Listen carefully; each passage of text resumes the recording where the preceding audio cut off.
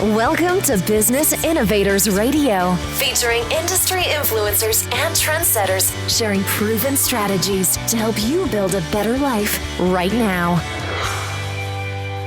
Welcome to this episode of Business Innovators Radio. This is guest host Donna Gunter. Today we have with us Terri Zwierzynski. Terri has been a solo entrepreneur since graduating from the corporate world in 2001. She ran Solo E for 15 years, managing much of the technical development of what was a large, highly complex website, over 7,000 pages, and teaching herself HTML, CSS, PHP, and WordPress along the way. When it came time to turn the page to a new career, she turned back to her technical roots as a programmer geek. With 14 years of WordPress experience, it was a natural evolution for Terri to focus on WordPress website development and management for the market she knows best, solo entrepreneurs and micro business owners, the very kind of people who are too busy doing great work for their clients to get distracted with website technical and design issues. She can build, fix, and maintain WordPress websites, keep them updated and secure, and take care of the domain and hosting hiccups. Welcome to the show, Terri. Thank you very much for inviting me, Donna. Well, this is going to be a fun interview, I can tell. Yeah. Well, why don't you tell us about your current biz, Solo Wiz WordPress website development, and how you help your clients? Yeah, basically, I work with solo entrepreneurs and micro business owners because they're the people I relate to the most. There are lots of people out there that don't really want to think about the technology behind their website, and that's natural. And I love it. It's just there's this moment where you're doing something and you finally get exactly the way you want it, and boom. It's perfect, and you can show the client. And so that's what I do for my clients is if they have a site that's broken, maybe they had a designer, previous designer that had used a theme that's not updated anymore and can't be upgraded in WordPress, or they have poor hosting, they want to change their design, add a new feature, all those kinds of things. I do all of that, and a few of my early clients had sites that you couldn't touch them without breaking them, and so I replicated their sites down to the nth detail and got them on better hosting and all that. So I do all of that.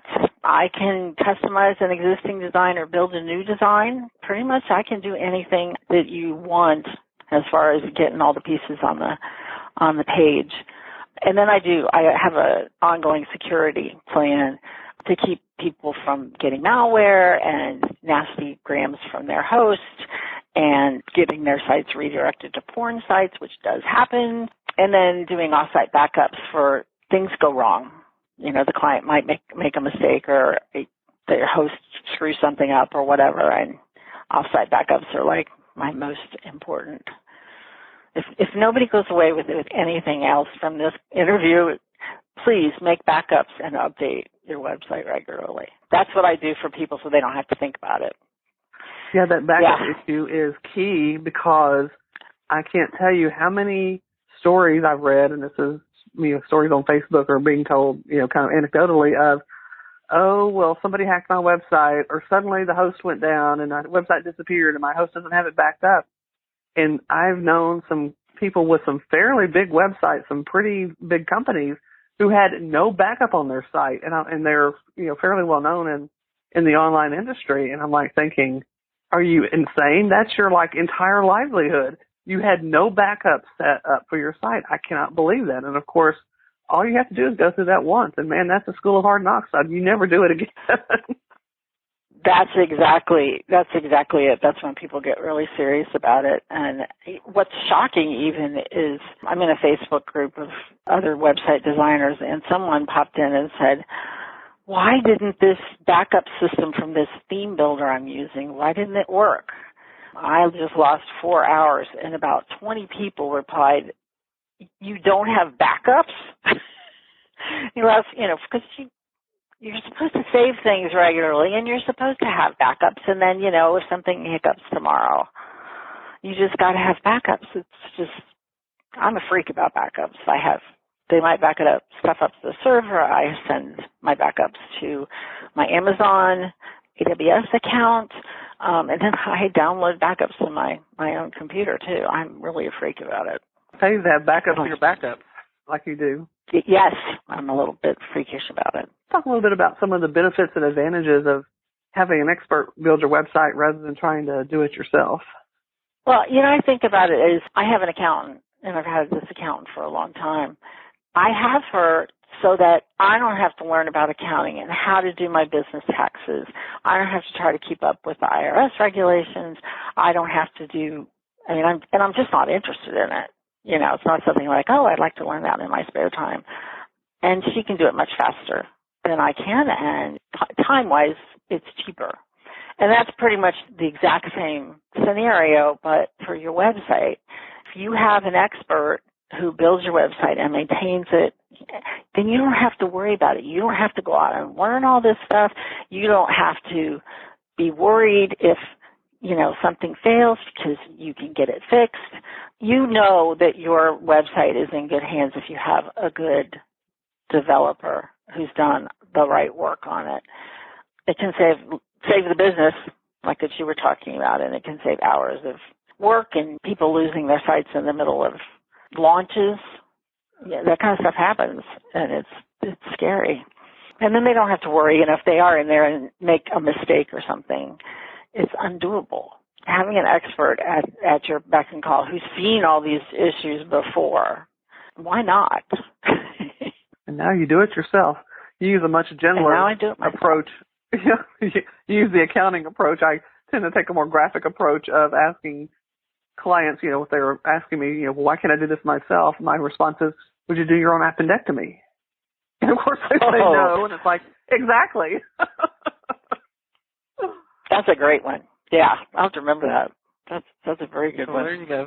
Well, Terri, as people think about creating a website or maybe recreating a website or developing their first site, what are some of the biggest myths out there when it comes to getting that off the ground or building that? Well, I think one of the biggest myths is that you can build a professional-looking website yourself in a few hours for free. Or you can get your neighbor's son to do it for you. Please don't do that. Because there are services out there, and I will name one, Wix. It's W-I-X. And their marketing looks explicitly, it says the very words that I just quoted there, professional looking and exactly the way you want, and it's free. But when you get into it, you find out, okay, well, I can create a basic website if I find one of their themes that I like, okay? And there may be some things I can adjust. I can change the colors, I can do this. But if I want to do this other thing, I want the sidebar to be a little wider or whatever, it can't do that. There's limitations to the technology. I think people get caught in that, but it's free can sometimes then lead to why are you charging so much to do this? But that's a whole other conversation. You just don't get it. You don't have the quality that you need, and you don't get the flexibility, and you may not have features that, you see this cool countdown clock on somebody's site, and you want that, and I don't know about Wix, but some of these, they don't have those kind of features, and you can't add them. You're stuck on Wix. And that's the great thing about WordPress is it's open source, and you can change anything in it that you need and want to do. And there are tons of free themes, free plugins to do. And you can pretty much do anything you want with WordPress. You either have to spend the time to learn it and do it yourself, or you have to be willing to spend the money. Don't get me wrong. If you're somebody that's just starting out and you don't have money, but you do have time, then something like Wix could be a very good solution for you. You just have to understand that there will be some limitations, but it can be a good place to start. I'm not necessarily endorsing Wix in particular, but I have heard some good things about it from other people. It's a good place to start. The other thing, you have to pay monthly just to get rid of the Built by Wix ad. It's like $13 a month. There's a couple other features, but that's the really key one. I find that kind of incredible. Another myth is that all hosting is the same. No, this is not true. And don't go for the cheapest, because you will get a cheap experience.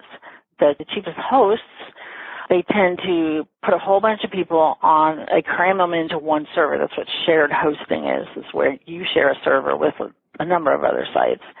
And as they add more, the speed and performance on your website starts to have problems, and all of a sudden you start getting spam because somebody else's site got malware on it or whatever, and the support is bad. There's a company called EIG who has made a living, basically, buying up good hosting companies that have a really good reputation and then bleeding them dry. They get rid of features, they up the plans, they push you up into plans that you don't need, they do away with almost all the support, and then they have big outages. I mean, I'm sure you've heard, there's been like HostGator, and I mean, there's been times where it's like everybody's site's offline because we're all using, this one host that we've all been using, and now we're all going to go to this other one, which is better, not knowing that EIG owns it too. So finding good quality hosting it's from a company that's not by EIG. And if somebody wants to know how to find that out, I have a link that explains more about what they do and how to avoid them. So don't think that the cheapest is the best. And it's also the most expensive. You may not need the top package either. Ask people for recommendations. Somebody who's doing a lot of websites like me, I recommend SiteGround, and they do backups for you. There's one. They do 30 days of backups. They have the latest version of PHP. Well, you were talking about some of the pre-built website places like Wix. I think there's a big misconception out there for people that if they use one of these sites and services and they decide to change that, they can take that website with them.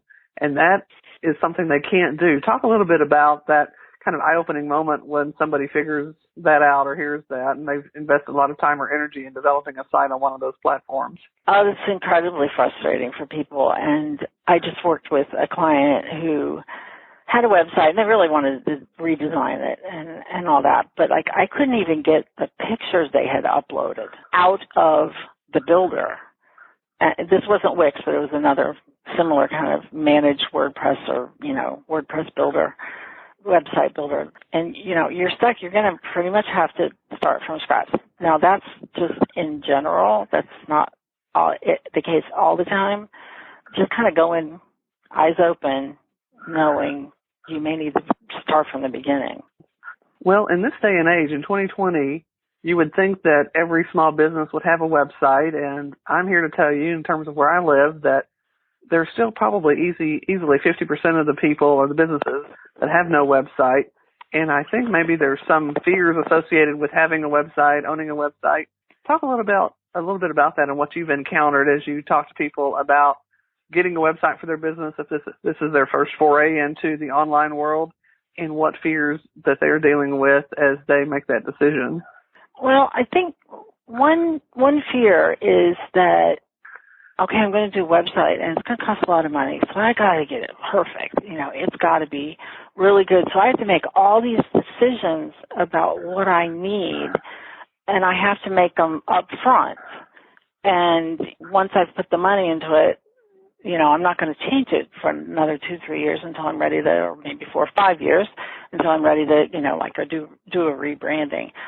And you don't have to do that. You can build a basic website with the things that you really need now, and then later add to it. Everything is flexible when it comes to WordPress. You can change anything, and it doesn't have to be really expensive to do that if it's not a complete redesign.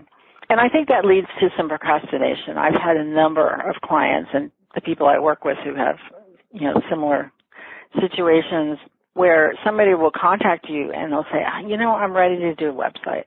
And then you don't hear from them for a month or 2 or 6 because they've kind of made the decision, but they aren't really ready to commit. Some of it's the money, and some of it's the time. I mean, it's going to take a certain amount of their time to give you the content and know what colors they want. And so it's a lot of work for them. And I think it's hard to get into it. It's not something you do you do every day. And so there's just some trepidation. Some people think it's just going to be too expensive. And depending on who you have do it, it might be. That's why you need to, get referrals from people you know who have websites.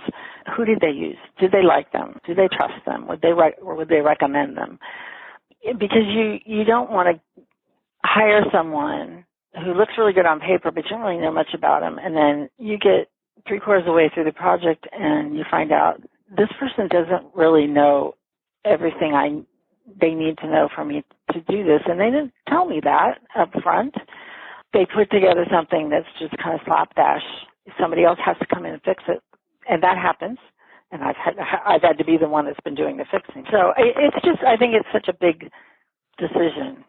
It feels like a big decision and it feels like a big risk. And I think that's what people are afraid of is taking on that risk. And it doesn't have to be that risky. There's ways to manage that. Another big misconception I think that business owners have is that their website is a one and done kind of thing. It's, I'm going to pour a lot of energy and effort and maybe money into getting it up.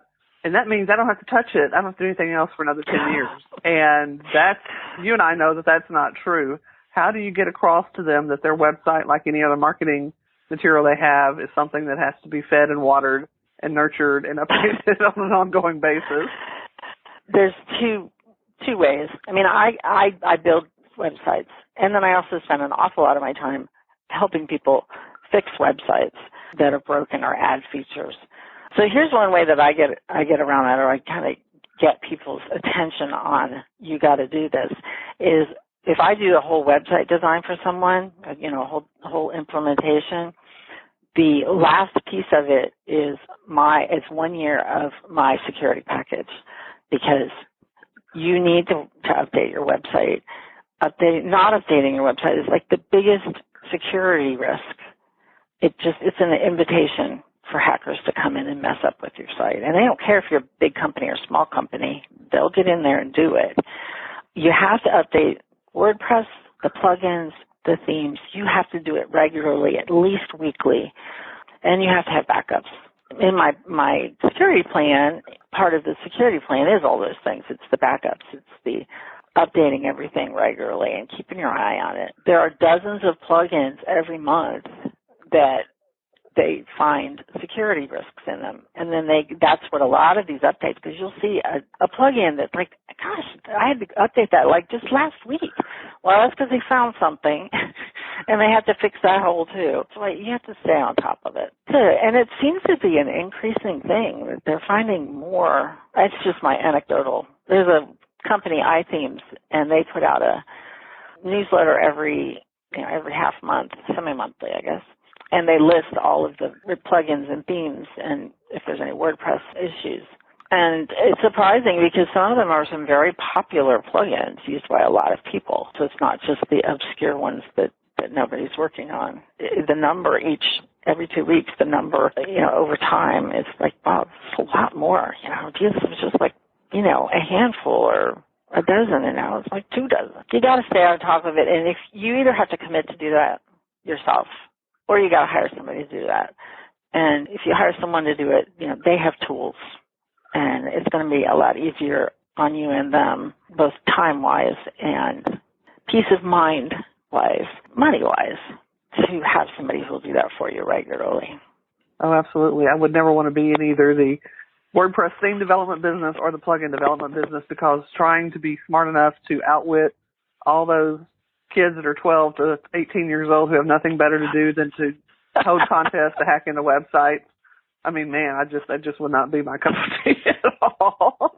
You kind of wonder why they do this kind of stuff. What are they getting out of it? I mean, if you have a big site and, they hold your ransom, that's one thing, but these other ones, there's some weird stuff that they do. There's no rhyme or reason to it, and there's no rhyme or reason to which sites, why certain sites are more vulnerable than others or more interesting than others.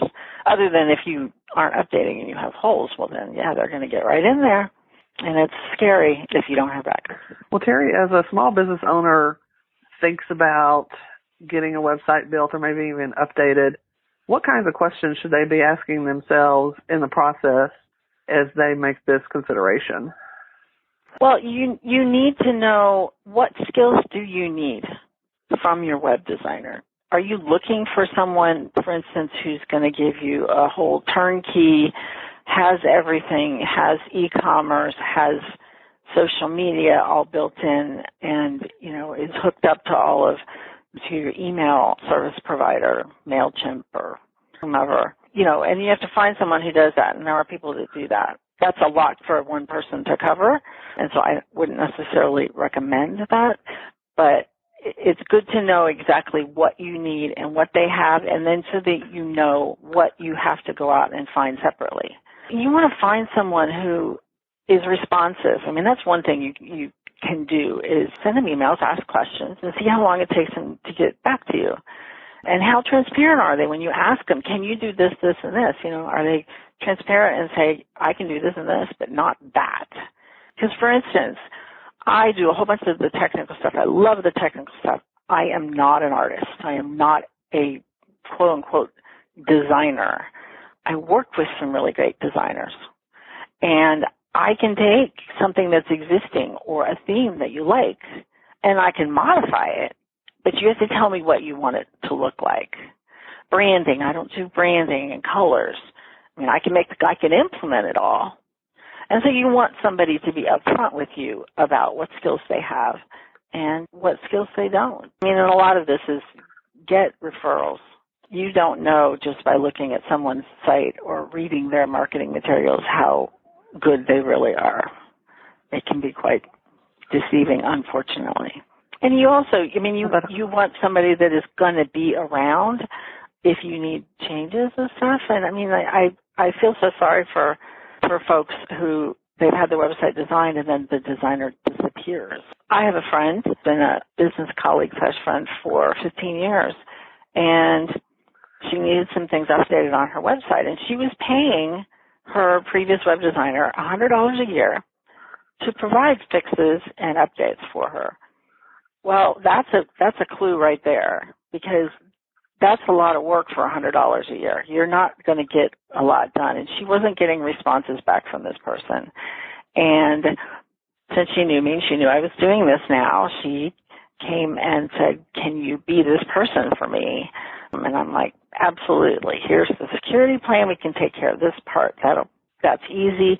And here, buy a package of hours from me, and we'll fix these little design things that you don't like.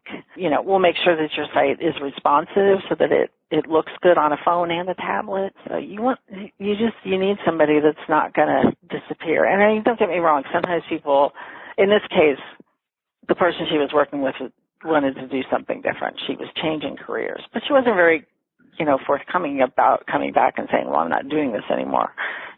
My friend had to kind of push to find that out. So you want someone who's going to be honest with you and responsive, and somebody you can count on. I mean, for this friend of mine, I kind of joke, where I live, so I'm going to be around one way or the other, and always have different ways to get a hold of me too. So right. She's local. Well, I think that whole responsive thing and webmasters disappearing is a huge, huge issue, because I hear about it all the time. And what's even more distressing is when I hear that the webmaster disappeared and the website owner has no login information, has no idea who they have for hosting, who has no idea how to log into the hosting, has no idea how to log into the site, they can't even access their domain name. And so they are really screwed. I mean, literally screwed, because they potentially have lost everything that they had been paying for. Webmasters will hold people hostage in terms of the way they set up their contracts. If people don't pay for hosting, then they hold everything back, or for some other reason they get angry and hold things back. But just not being their own advocate in terms of, this is your asset, and having access information is something people don't think about. They rely totally on somebody else to do that, and when somebody else disappears, they don't know what to do. They're in a frenzy. You just said it all right there. that was one of the things that, my original designer who worked on the site for me for a couple of years, that was one thing that he told me. He says, always make sure you have the logins to wherever your site is, wherever your domain is registered, which will be somebody like GoDaddy or Namecheap. There's a bunch of other ones, and then how to get into your hosting, which is going to be someone like Bluehost or SiteGround or Flywheel. Make sure you have all that login information, and make sure you can log in into your WordPress. You should have an account on your WordPress and be able to log into it. Now, there are ways I can help you, like get your WordPress back, get your access back, and lock out that other person by doing some things in the database. But I still have to have access to the hosting at least. It's far more common than I'd like to hear and see. Frankly, to me, it's appalling that someone would do business like that. It happens. So, right. So yeah. I guess it should be a warning sign. If somebody starts doing something and then they're like, oh, well, I'll take care of your hosting. Ding, ding, ding. You need to have control. I have people set up their own hosting, set up their own email and their own password, and they give me access, but they hold the reins. Yeah, absolutely. It's really no different than when you hear celebrities and athletes who have given over all their money management to their manager or their financial advisor and not check in on it periodically, and then suddenly 6 months later, financial managers move to Acapulco with their $300 million and they're broke. You really can't abdicate your responsibility as a business owner or, for your money or anything else to somebody else if you don't want to set yourself up for getting ripped off. Yeah, and so that requires a little bit of, trusting who you have is so important. And the example you gave, I think sometimes people, they have someone that they think they can trust because it's their brother or cousin or their manager's person that the manager recommended, and they are not being very scrupulous. So in some cases, I don't know how you suss that out other than, asking the kind of questions we just talked about. Yeah, I think you hit a good point, though, there, is don't just, leave it. Make sure you're touching base with this person, that they're in contact with you and that they're giving you reports or updates or, whatever the situation is on your website. It's sad. I really feel for people that have to go through that. Well, yeah, definitely go find somebody that you can trust, and I think what you were talking about earlier in terms of getting referrals is probably a key way to do that. Yeah. And and it's always, they'll change careers and, or they'll have a family emergency, a long-term family emergency. So, life happens. So you can never be 100% guaranteed, but a good, trustworthy person will have something in place if something happens to them. And you have the reins if you have the passwords, so. Yes, there's a famous saying that says something like, trust but verify. So I think that's the way to go. Yes.